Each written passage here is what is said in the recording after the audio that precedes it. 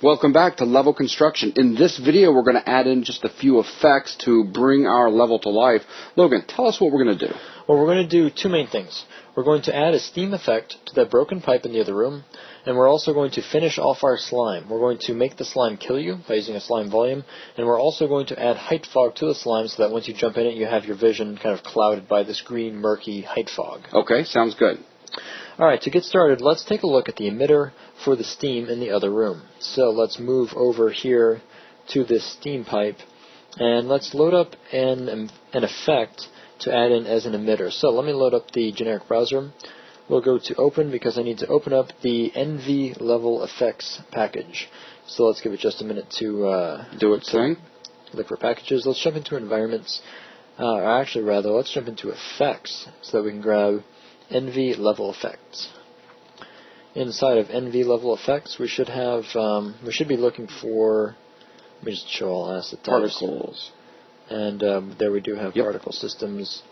And the one I'm looking for is called Mist. And looking through here, we have P, Water, Mist. That's the one I need. Okay. So we'll select that particle system, and we need to add an emitter using that particle system. So what I'll do is I'll right-click right around the top of the broken pipe, and we'll go to Add Actor, and we'll add an emitter using P, Water, Mist.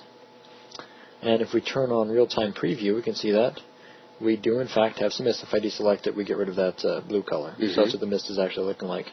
Now I'd rather the mist kind of shoot up at an angle, like it's hot and heat rises. So let's rotate it, and let me also make sure that it's centered before I do anything. Let me pull it to the side just a little bit, and then switch over to rotation and point this up somewhat. Maybe even move it down just a fraction of a hair. So we get a result that looks something like that. We could even hit G for a moment, jump into game mode, and see that that's about what we're getting. Nice. Very nice. Now, before I move away from the emitter, let me also duplicate this emitter and add it to the top of this machine, because it looks kind of like it has something that could be steam vents on top of it. So just to add a little bit, a few more effects, we could grab this steam, and let's jump over and grab our translation with it selected. Let me select that, and let's Alt-Drag, duplicate, and move it over to about the area that that machine should be. So we can move it down just a little bit and line it up. And just to make things easier, let's select the emitter, the big machine mesh, show only those actors, and then we get a really good idea of what we need to do. First would be to rotate this so that's pointing straight up and down. So something like that should be good. Then let's move it into place right above these vents here on the top. And move it down. Maybe one more. There we go. I might need to drop the drag grid to get that centered up, so let me very briefly go into our drag grid, drop it to 4 so that I can move it over and center it up. Then I can go into a side view and drag to duplicate over to the other side.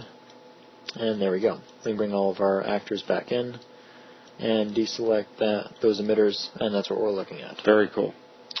Alright, now we can turn our attention to the slime in this room here. The very first thing I'm going to do is to look at the material here, because we're getting a lot of tiling on this texture. So what I want to do is grab the surface, though being a plane means I'll probably have to go from underneath it to select it. And you're right. And once we do that, let's bring up the properties for that. I'm going to apply a simple scaling of 2 to the whole surface, and that should scale this up quite a bit. We can see some of the detail in the material a little bit more, and we don't see any noticeable tiling. Now the second thing we need to do is make the slime painful, because I mean it is slime and it would probably kill you if you jumped into it. So let's set up a slime volume for the entire area beneath the slime sheet so that we have the actual death effect taking place. So what I'm going to do is get out the builder brush and size it to fit the area of that part of the room. So let's grab a cube, grab its properties. It should be something like 1024 in X and Y. I think you missed that first one. Swap 2 numbers. And I did indeed swap 2 numbers. There we go. 1024 by 1024. I'm going to leave Z at 256. I'll just vertex edit the brush if necessary. Okay. So let's hit build on that. I'm going to hit W to hide static meshes in a top view. And I'm also going to change my drag grid to 16 to make lining this up quite a bit easier. So let's drag that into place. And let me right-click on it, and probably just right-click on one of the nearest vertices. It was a little bit off of a 16-unit grid. I just snapped it back on. Let's hide static meshes in a side view as well, and then we can get a really good idea of what we need to do to get this lined up. So looking at it, that is probably the sheet brush, and it is. So that's what we're trying to move this new brush up to. And look at that, 256 fits perfectly for the slime. Very nice. Slime area. So with that in place, we can right-click on the Add Volume and look for a UT Slime Volume. We'll add in a UT Slime Volume, move the Builder brush out of the way, and there we can see our newly added UT Slime Volume. And with that, the slime itself should work now.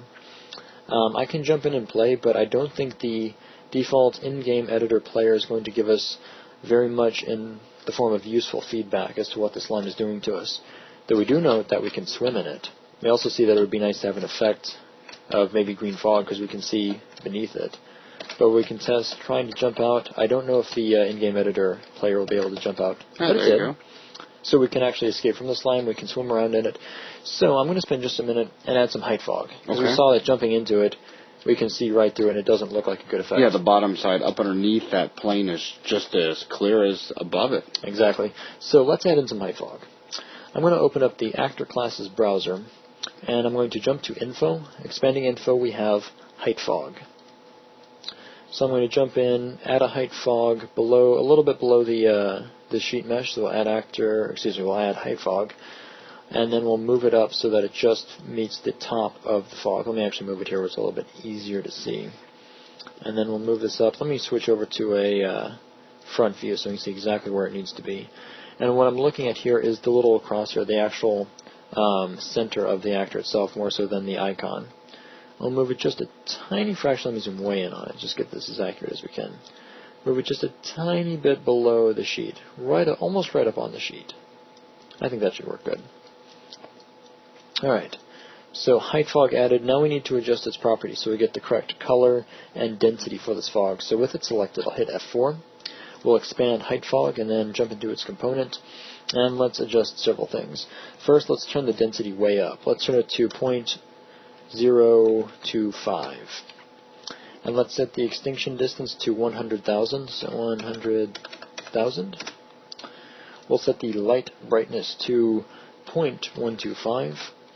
And we'll set the light color to a specific value. I have a color planned out to match the color of the material. And that color is going to be 10 in blue, 118 in green, and 37 in red. And that gives us a nice dark green color. So now looking at it, we can even see this in the editor. The moment we drop our viewport below the slime, we get our view filled with fog, and a very thick fog that drops off very quickly. So we can still see the surface a little bit, but as we sink below it, everything starts to disappear into murkiness. Very nice. We could also jump in and test really quick too, just to show that the in-game editor, once dropped into the fog, does in fact pick up the fog effect. Now you notice we can't tell how much the fog is hurting us because the default in-game editor player doesn't show health or a HUD. So what we could do is we could change the game type to deathmatch by saving the game with the DM-title and replay the map in deathmatch mode. So we could do a quick save as for this map, and we could just change it to DM-room. I'll leave actually let me change this to the title. We'll call this effects. Okay. So DM-room _ effects. Let's save the map and then replay from the editor. And now when we do, we're playing as a deathmatch game. We have a life in the bottom left-hand corner of the screen. We have a health. And as we jump into the slime, we can see that the slime is indeed painful. As we swim around in it, we're slowly losing health. Ow. If we jump out of the slime, or quickly jump out of the slime, we can in fact still get out. We've lost a bunch of health, but we survived our swim through the slime. And with that, I think that's everything I wanted to cover in this lesson. Again, we got some emitters placed in. We got them aligned to the steam pipe and the steam machine. Then we turned our attention to the slime. We made sure that we had a slime volume so that the slime was damaging and could be moved around in. And then we also added a height fog, so we had a nice murky fog effect when a player was in the slime. All right, very nice. And with that, that is going to wrap up this video. Thanks a lot.